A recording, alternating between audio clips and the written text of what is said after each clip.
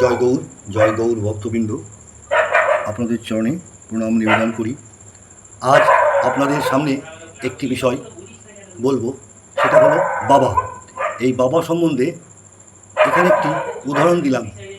সেই উদাহরণটা হলো, আমাদের সংসারে পরম পূজনীয় বাবাই হলো সর্ব কিছুর আধার। অথচ এই বাবাকেই আমরা ভুলে গেছি।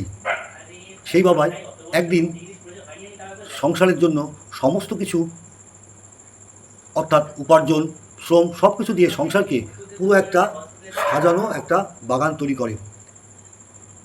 অথচ পরিণামে তাকে বলা হয় যে তুমি একটা স্বার্থপর বাবা, তুমি জীবনে কি করেছো, তুমি আমাদের জন্য কিছুই করনি।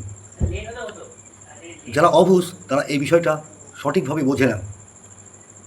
কারণ বাবারাই একমাত্র পথ, যেই পথের মাধ্যমে আসল বাবা অর্থাৎ ভগবান শ্রীকৃষ্ণের পথ অবলোকন করা যায়।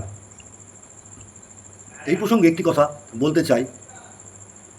সংসারে সেই বাবাগুলোকে যখন স্বার্থপর বলে, তখন সংসার তাকে ঠিক বোঝে না।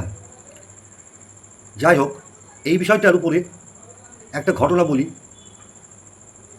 যেটা হলো যে এই বাবার মাধ্যমেই সেই বাবা অর্থাৎ ভগবান শ্রীকৃষ্ণকে সমর্পণ করে এবং সঠিকভাবে তার সেবা নিয়ত করাতেই বাবার কাজ যথার্থ হয়।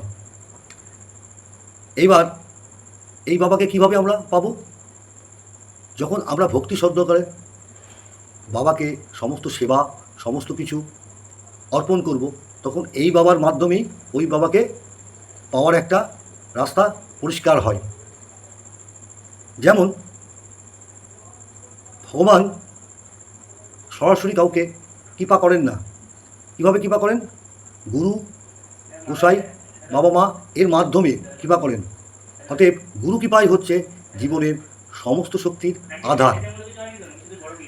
এই গুরু কৃপা পেতে গেলে বাবা মাকে সঠিকভাবে ভক্তি শ্রদ্ধা করতে হবে এবং গুরুদেব গুরুমাকে সঠিকভাবে সেবা দিতে হবে এবং পরিশেষে গোসাই মা গোসাইকে সঠিকভাবে সেবা দিতে হবে। তাহলে ভগবানের অর্থাৎ শ্রীকৃষ্ণের সান্নিধ্য লাভ করা যাবে, অবশ্যই রাধা রানী সহিত। তাই এখানে একটি ছোট্ট কথা, অর্থাৎ আপনারা সবাই জানেন আমাদের মহামন্ত্র কি?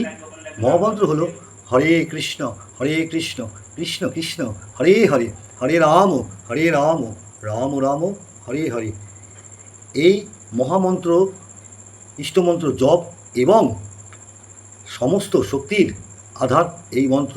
এই মন্ত্র দিয়েই একের পর এক ধাপ অতিক্রম করে ভগবানের পথে প্রশস্ত করতে হয়। যাই হোক, আজ এই পর্যন্তই। জয় নিতাই, জয় গৌর ভক্তবৃন্দ, জয় রাধে গোপীনাথ, জয় রাধে গোপীনাথ।